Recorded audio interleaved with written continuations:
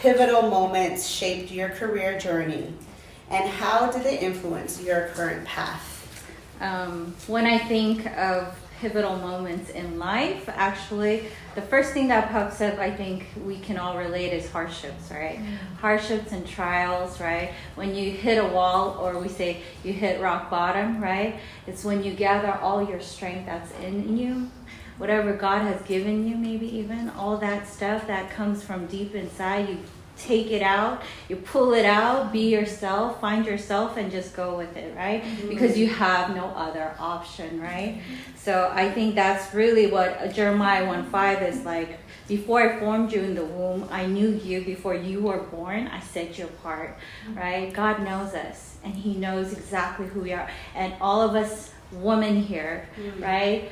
Females, that's by nature God has destined us to do certain things men can never do, right? A dad cannot be a mom, right? And there's so many areas that we naturally can just pull it out, what's innately in us already, built in us. And in this time, in this hardship, whatever you're facing, whatever I'm facing, when I hit it, I know it's already in there. God has prepared me, right? God has prepared you, each and one of us. And that's when you just, let's do it. Let's go.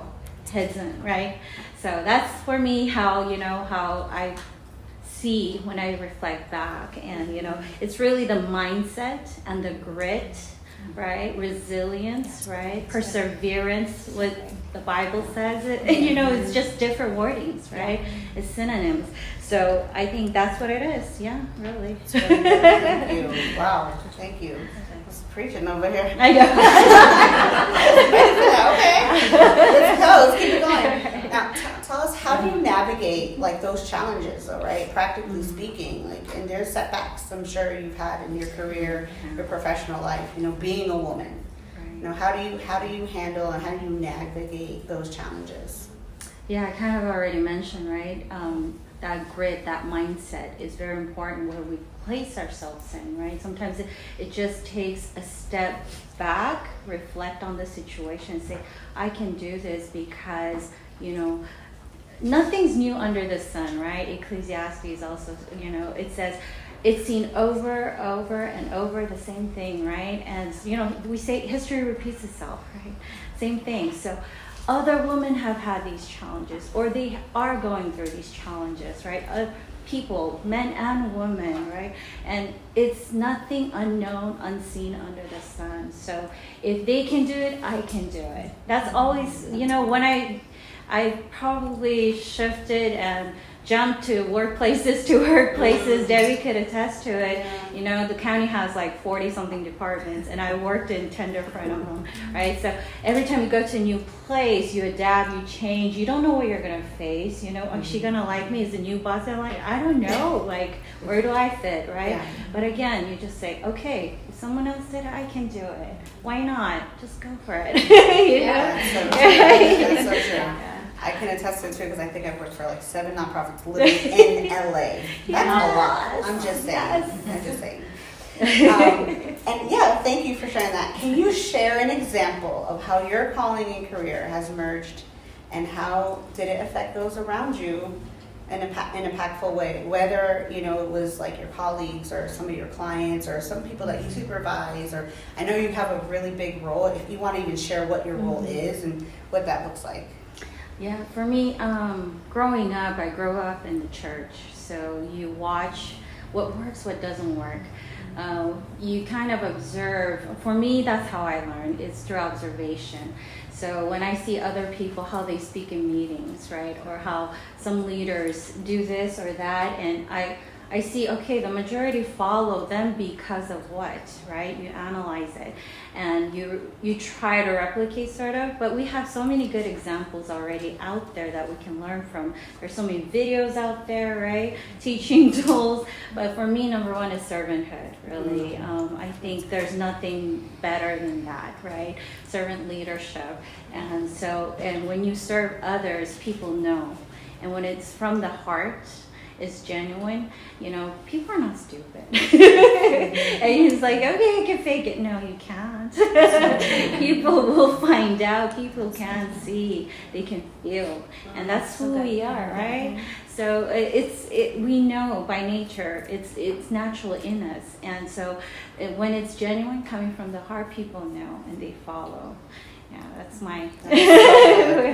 That's so good. And you're this is a boss over here, by the way. Yeah. I didn't mention like what you do. Can you share what you do? Right. Oh, that's right. So I am currently a fiscal manager, and currently I have a staff 45 people, and it's different levels. So I have like 4 different layers of supervisors, managers, but again, every day it's like, okay, what do I do? How do we help? We have such a diverse, culture and peoples that are gathered in one place. LA County is so diverse, right? Mm-hmm. So many languages, just the food alone is so, oh my God, like everybody's like potlucks, okay, that's it.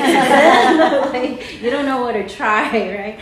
So, and with that said, it's just like, okay, again, it's the only thing that works really is when you start serving people. It's not in my interest, right? I'm not doing this because I want to get to a certain place, right? It's more, okay, if I serve, it will naturally follow, right? People will follow. Why? Because they want someone who's there for them, that's right? Who is for a voice for the people, and people will naturally gravitate towards that. That's really good. Thank you for that. And now, can you share just that maybe one, because I'm sure there's been many. There's been many in your life. Just one defining moment that may have led you to discover your calling. Mm-hmm. I think when I was reading this question, I thought of not one example, but actually one word. Why? Because sometimes it's that one word we need of encouragement to just push you, to put you into that position of your destiny, your calling, your purpose, whatever. And the best yet is that means someone who spoke to you with that one word. It could be insignificant even for them, but it was at the right time, right place when I needed that word, and it got sewn into something really deep inside of your soul that blossomed later, right? And so that one word could be actually speaking into your potential and setting you off into your potential. And I think that's important. That's why when I speak, I try to be careful, right? Because it does say, right, whatever you speak, it could be life or death, right? So that's for me, I think, everywhere. Even to your children, even to your friends, even to your family, co-workers, whenever you speak, that one word can actually change a person's life. So that's good. That one word. Wow, that's good. And then lastly, you've been giving us such great tips and advice. What advice would you give a woman that you want to empower her to pursue her calling in her career? That could be very long. Yeah. I'll try to keep it short. It's okay.